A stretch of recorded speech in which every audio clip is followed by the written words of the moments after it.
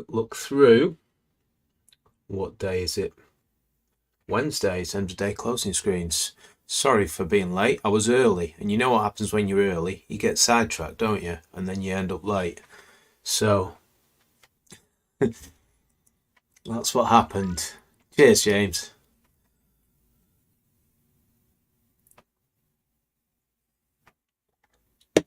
I'm not going to let my coffee go cold tonight. So yeah, what a great day out there again. US markets hanging in there, aren't they? They're doing well. It's just nice to see UK markets, trying to step up there, and FTSE 100 just came in a little bit today, but 250 small caps, another nice day. Lockout action, as we call it. Classic lockout action on the DAX. I mean, look at that. Gaps up, goes sideways all day. Sideways, rallies to the close. Big rally. Gaps up, sideways all day. Gaps up. Rides the range all day, I should really say there. But, a lot of percents put in when the market's, doing stuff like this. Another thing I'll say is, a lot of people, what they try to buy pullbacks, and inefficient markets, it works often, but it doesn't work in lockout sort of moves like this. Buying pullbacks, yeah, you get one in the afternoon here, I suppose, but you don't get an early one here when the market does the huge move. On a day-to-day basis, the intraday action is very hard and tedious for the day trader there. So pretty good action in the markets. We've seen these closing high screens just start to fill out. We've had a 68, a 55 and a 66 in mine, and we haven't seen that for a long time now. We haven't seen that probably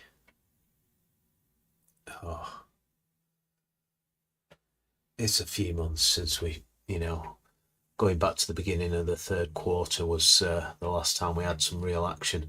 So yeah, interesting. I did a little bit of a very little update to the personal spreadsheets as well. So that's on the Excel personal spreadsheet page for those who have them. Just a real simple little tweak on the end of year. Let's just jump straight into these. Let's see what's up today. I hit the wrong button. Hang on a minute.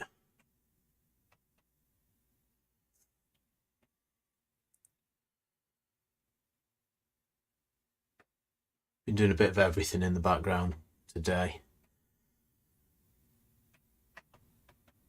Michelle was off, so I was just busy doing a few house things and doing a few orders and things. Ordering ink for the printer, ordering the wrong ink, and then ordering more ink for the printer. These things you do. Right. Into the closing highs. Let's get straight into them. In fact, I'm just going to reverse this straight up. Before I go into the closing highs, I'm just going to double click on my market feed, and I'm just going to tell you how these markets are doing on the year. So what have I got this set up? Here we go. So I'm pretty sure this is set right. What have I got it set for? 31st of the 12th, 23, yeah. So transports is up 8% on the year. Dow Jones is up 18.6% on the year. S&P is up 26.8% on the year. Nasdaq is up 26 0.1%, 0.2 on the year. Russell, 19.5% on the year. DAX, 21% nearly on the year. FTSE 100, 7.8% on the year. 250, 6.7% on the year. Small caps, 7.3%. A bit more beta in the small caps. AIM market, AIM all share, minus 3.4% on the year. And that's year to date for all those. And FTSE 357, all share the same. So, we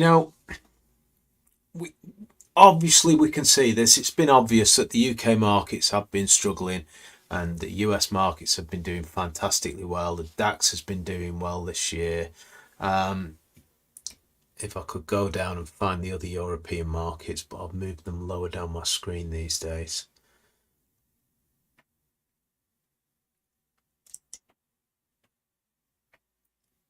If I can find, maybe I've moved them off my screen. I have moved them off this screen. So, I mean, just a simple thing there, in my portfolio, it's a majority in the trend portfolio. It's made up mostly of AIM stocks. So, that's where you find the beta. And, the portfolio is up really well this year, outperforming even the US markets, the portfolio alone. And but the market these stocks belong to is it's still down. So just make sure you're not comparing your results the wrong way. Just it's easy to go on a curve fitting journey, and let's just turn this on its head. Value stocks have been absolutely destroyed over the last couple of years in the UK. UK value stocks have just been destroyed. The ones what I've sort of really moving in the FTSE, majority of them are, they've got some gas in the tank. So, just valuation without growth is it's a very dangerous area. Another thing I'll say is, just talking to people out there, profit warnings what have been coming in on the value stocks have just been so many of them. It's not as bad as going back to pre-Brexit vote. That was a period where so many profit warnings went through that kind of stock, So just it's good to have a little bit of a reset, when you're looking at stuff like this. I mean, what's Fever Tree doing these days as well? These old story stocks, they're just a lead weight. It doesn't matter. At the end of the day, I'm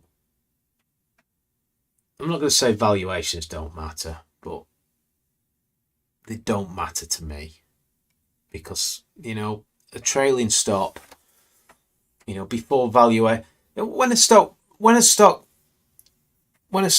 out of growth, it rolls over, and then everyone says, yeah, it was overvalued. Well, no, it just ran out of growth. When the growth dipped, the valuation went up, the stock broke trend, and you rotate out of it. So, it's pretty simple stuff, this. If you're trading growth stocks, sometimes they'll go through a bit of a pullback in the growth, and then they'll tick back up. Good stocks, the right hand edge can, was it CNC today? Things will keep helping these stocks what are actually executing. So, and that's at the right hand edge where we can't predict it, but all we can do is hang on for dear life and to the ones that are working. So it's, I see so many people tying themselves in knots with this stuff, magic valuations and all that stuff. At the end of the day, money will flow into the stocks what have got the best growth. And if you're in the depths of a pandemic or the depths of a bear market, we've had two in recent times.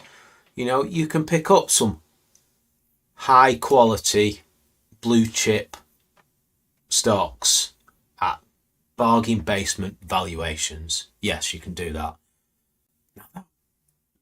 But that dollar cost averaging kind of style and or more of a timing the cycles, which is more what me and my dad used to do. Um, that's quite some time behind us. You know, even though the UK markets haven't really ripped, that dollar costing averaging it into this. I'll just bring the 250 up because you can see it a lot easier, can't you? Yeah, I totally see it. If you're in cash, but you go into a bear market, I totally see it. But we're right back into mid of the range, and we're hoping this is going to keep trending. And yeah, you know, growth is king, isn't it? It's what keeps us from, it keeps our equity curves, stair stepping. So if you are, I mean, it's not an easy market. It's pretty normal market. It's not an easy market. An easy market is when everything works, isn't it? But people, mistake it. Look for skill. Bull market for stock picking ability, don't they? When everything works, doesn't matter what kind of trade you are, everything works in that certain kind of market. What's very very rare. But yeah, I mean, if you're treading water and you're learning to plug leaks and you're starting to build an equity curve and you're starting to build a bit of resilience to the ebb and flow, the up and down swings, you're not puking everything, on a couple of down days because you've actually got taken control of your heat and your risk. You're basically position sizing properly, so you're not puking on the lows and then buying back on the highs. You're not zigging when you should be zagging. You've got to sort of get all these things. Basically, I mean, you have to see it's a rite of passage. I've said this to a few people over the years, but it is a rite of passage. We all do that at one point, but you have to kind of get out of that to get into the actual building the equity curve. Some people never get past that, and so yeah, it's not a bad market. It's an okay market. It's getting better this week. We've had glimpses of really good market this year. Most of the time, it's been a bit choppy and a bit up and down, but the stocks are just doing the stocks what are in play are acting pretty normally. Is what they're not being gifted big trends, but they're doing okay. It does get easier, a lot easier. Right. So that's Soapbox Wednesday out of the way. Let's just fly through these sectors, looking at them. Financials, travel and leisure again, software. We've got a pretty good mix again. Let's just fly through these. You'll notice there's a lot less of these defence stocks hitting the screens. In fact, probably only Rolls-Royce is left in the game, isn't it? I'll just say that is a clear trail point to there. I'm going to draw a big red line here now.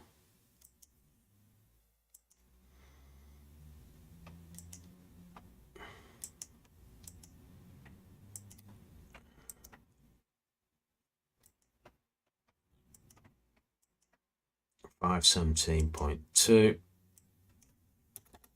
Has anything changed with the share pad yet? I know we call it share pad still. With the way you can draw lines, let me know if it has. They need to get a grip of some of this stuff. Investment trusts.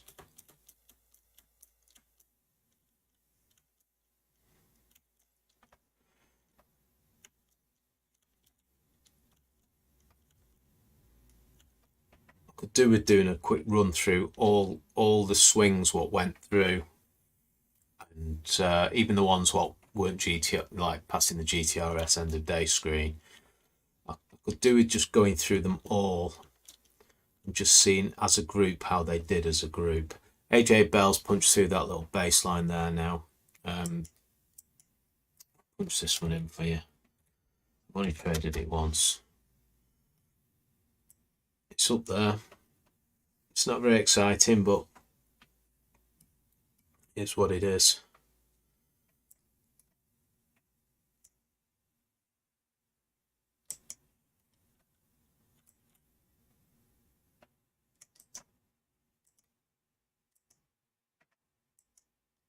$483.5, $483.5.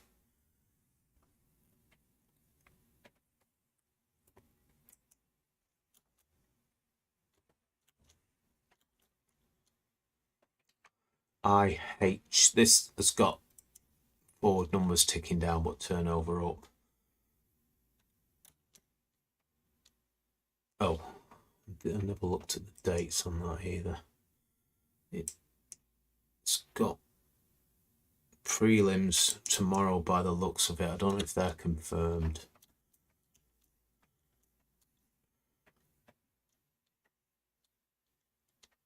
So that will basically be a different GTRS tomorrow. After those prelims drop, you know, it might just not have a slingshot anymore. QLT, obviously we had the trailing ad on that. Still melting higher gore. Just obviously trailing ad up there as well, potential ad.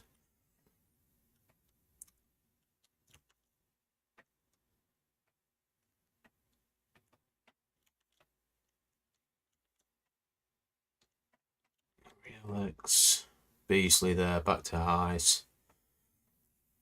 I mean, that's good to see, because I know a few of you took this one because it's a bit easier to trade on the spread bet account, with it being a bit lower price than some of the others. So, you know, the high in play now is this one here. 805.5.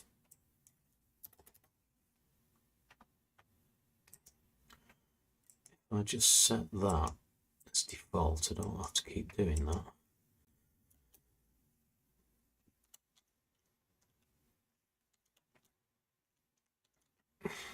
TSCO as well, another one, not GTRS passing stock, but it's gone straight back to highs. Watch Switzerland, you might see a base around there. The voodoo average comes into play.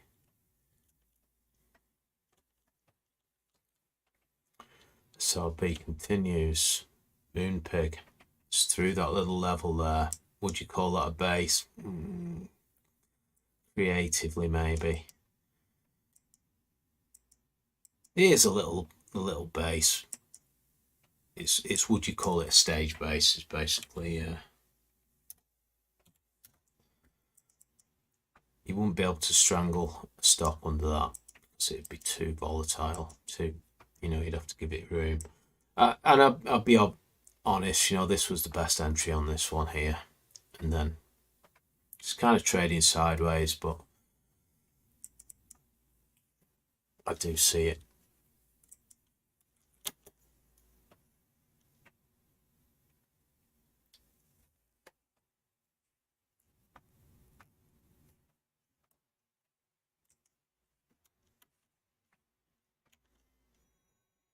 Right, use that. This is going to be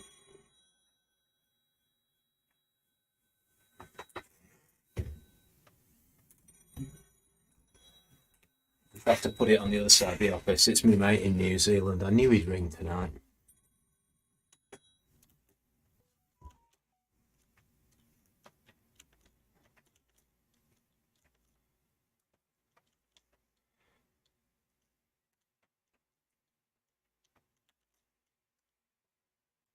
You know, everyone. My phone never rings, but when it does ring, it's always when I'm doing this. On the beach. Yeah, you know, the next look at this one, unless you think that's a pro gap, on the beach.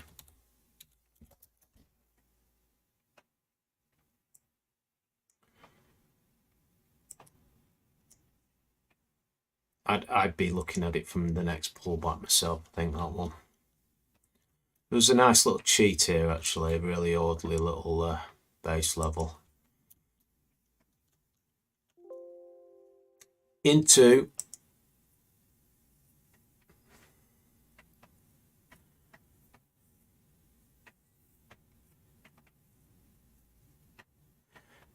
the swing points. There's only 29 today, because, you know, a lot of them have swung over the last couple of days. CCH been going sideways forever, hasn't it? Just fly through these.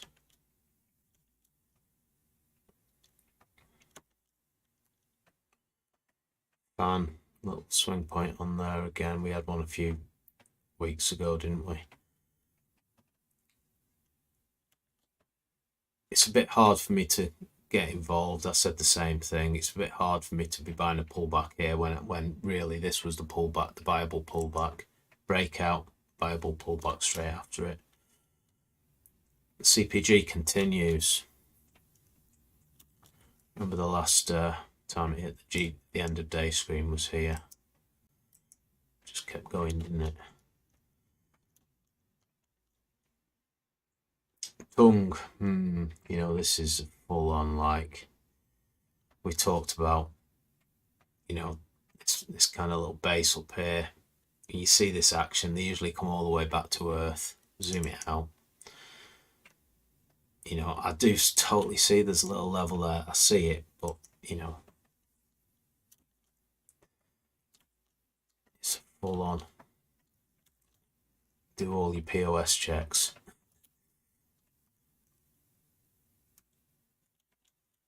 EQLS.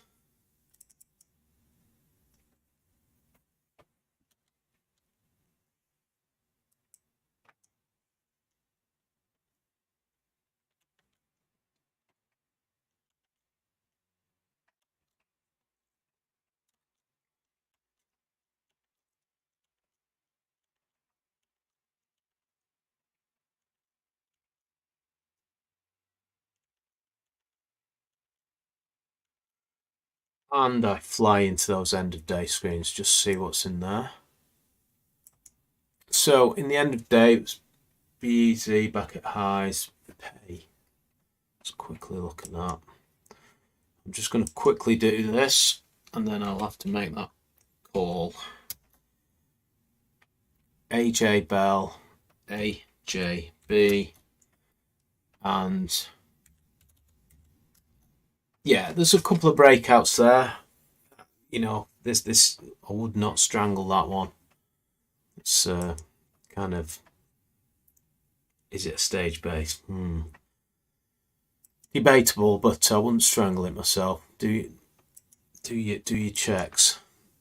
I'll drop those in if you want me to in the morning. Okay. Cheers all. I'll leave it there.